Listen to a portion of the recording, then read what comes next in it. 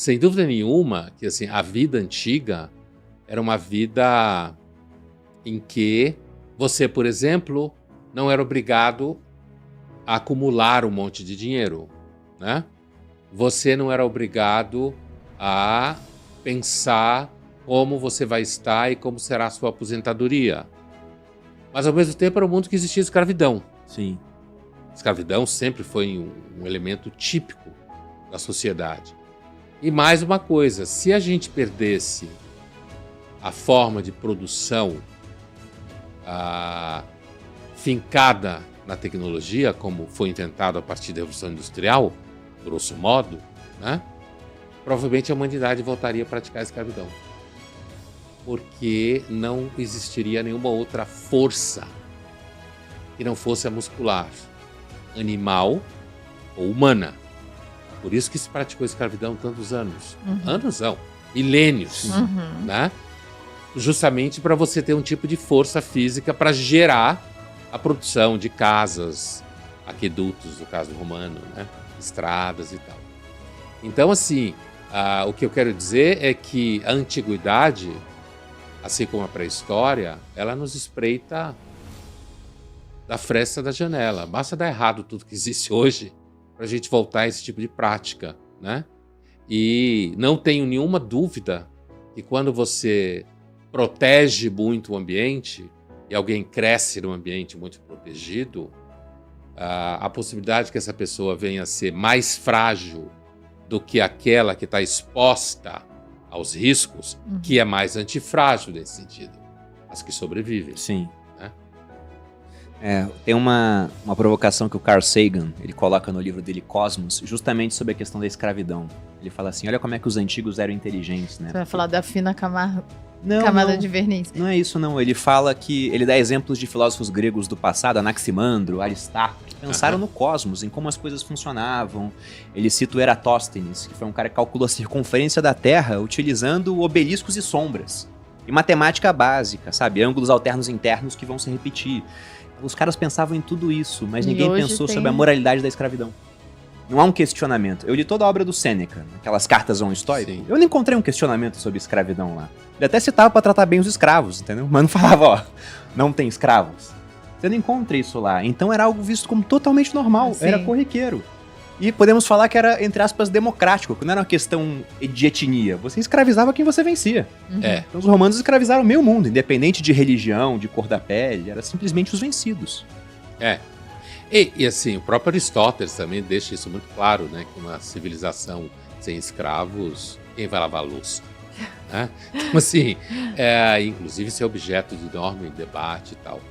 Isso mostra como você pode ser extremamente inteligente e tomar certos fenômenos como sendo absolutamente naturais.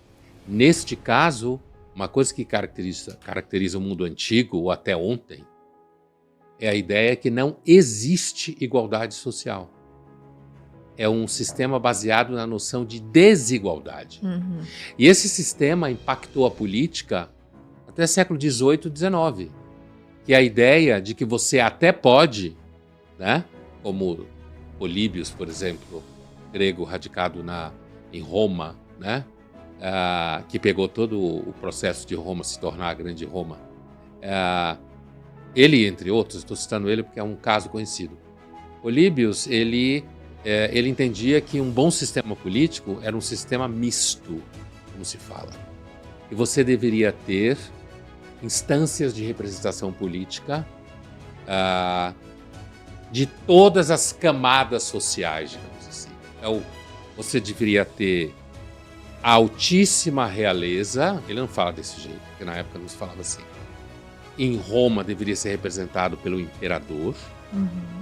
Ao mesmo tempo, você deveria ter uma instância que representasse a aristocracia, o Senado. E ao mesmo tempo, você deveria ter uma instância que representasse o povo, os tribunos da plebe. Ele chamava isso de sistema misto porque as funções eram espalhadas pelos três sistemas. Mas, ao mesmo tempo, em momento nenhum, ele imaginou que escravos deviam ter um sistema que o representasse. Né? Porque o escravo ele era meio que sub-humano. Né? Ele não era dono do seu próprio corpo, nesse sentido.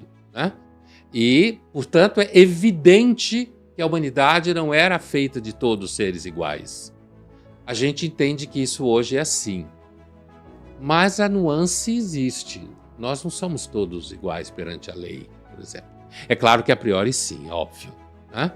Mas, por exemplo, no Brasil, para os amigos tudo, para os inimigos a lei. Continua funcionando assim. Então é igual, é claro, não tem escravidão, ainda bem, mas existe lá suas nuances na igualdade, né? Na desigualdade. E qual você acha que foi o ponto nevrálgico para essa mudança de percepção de que, olha, a escravidão era algo totalmente normal e hoje isso é algo abominável, ainda existe em alguns cantos do mundo, em números absolutos até temos mais escravos que em qualquer outra época. A população é porque hoje Cresceu. são 8 milhões de pessoas, né? Sim. Mesmo que seja um percentual pequeno, vai dar o mundo antigo inteiro. Nossa. Números absolutos, é. Mas na sua visão, o que foi esse ponto nevrálgico? Então, não existe uma causa única para isso ter acontecido, como não existe causa única para fenômeno social histórico nenhum. Os cristãos gostam de dizer que foi o cristianismo, né? Que a partir da Europa acabou produzindo a ideia, que o cristianismo de fato carrega em si, a princípio, de que somos todos iguais perante Deus e que, portanto, você não pode ter escravos, né? Apesar que a Bíblia trabalha com a ideia de escravos, porque inclusive na época existia em larga escala, né? Trate bem os seus escravos, de novo, né? Como Sêneca fala. E essa é uma ideia muito forte entre cristãos. Mesmo que você olhe e diga, olha, não sei se ela fica de pé. Uma ideia que também é bastante forte, eu acho que ela fica mais de pé no sentido do materialismo histórico, ou seja, do entendimento da história a partir dos elementos materiais da constituição da sociedade e da sobrevivência, é que a escravidão ela foi ultrapassada como ferramenta de produção econômica. Entende? Sim. A escravidão pressupunha mecanismo muito lento, um número vasto de pessoas, um gasto com violência para a contenção dessas pessoas e, principalmente à medida que a Revolução Industrial foi se impondo, apesar que você tinha pessoas quase escravas, jornadas absurdas de trabalho. Jornadas absurdas e tudo mais, crianças, mulheres, toda uma gama de violência, que a escravidão se tornou ultrapassada como mecanismo, né, como produção, como modo de produção, como se fala. E os Estados Unidos é um pouco um exemplo disso, porque normalmente é dado como exemplo. O norte dos Estados Unidos, que não teve escravidão, não tinha grandes propriedades, o que os americanos chamam de plantation, grandes propriedades de agricultura. Foi uma região que se desenvolveu industrialmente muito mais do que o sul, enquanto que o sul ficou apegado à escravidão, dependente economicamente da escravidão e, portanto, atrasado economicamente e socialmente, né? É por isso, então, que os capitalistas em geral, os empresários, né, e os engenheiros gostam de dizer que foram eles que acabaram com a escravidão. Eu precisava de gente para consumir e ali tinha um Exatamente. público, E uma escravidão, galera. inclusive, ninguém consome. Exato. Né? E Tem você salário. precisava de mecanismos de produção muito mais eficazes do que aquele trabalho da colheita do algodão. Né? Sim. Esse é um ponto que eu sempre me atento como um financista, porque os ingleses ganharam muito com o tráfico de escravos. Sim. Até uma hora que se converteram em ferozes críticos a essa prática. Por quê? A Revolução Industrial aconteceu lá. E se você tem mão de obra escrava, não tem salário. Sem salário, não tem consumo. Sim. Então, de repente, eles falaram, pessoal, tem um pessoal que sempre falou que era errado a escravidão, agora a gente viu que é errado. Além disso, a mão de obra não é tão eficiente. E pressionaram o Brasil, inclusive. Por isso que a gente fala das leis para inglês ver, né? É isso, porque fala, tem que acabar com a escravidão. Calma, a gente vai fazer isso, mas primeiro vamos fazer quem nasce agora não é mais escravo, ventre livre. Foi. Não, vamos botar a lei do sexagenário. Até uma hora que falou, cara, tem que acabar. Aí veio a Lei Áurea em 1888. E alguns acham que isso ajudou a derrubar a monarquia. Assim, um ano depois veio a República. Né? Veio a República. Mas é assim, a hipocrisia sempre foi a substância da moral pública. E continua sendo. Da política, muito mais do que tudo.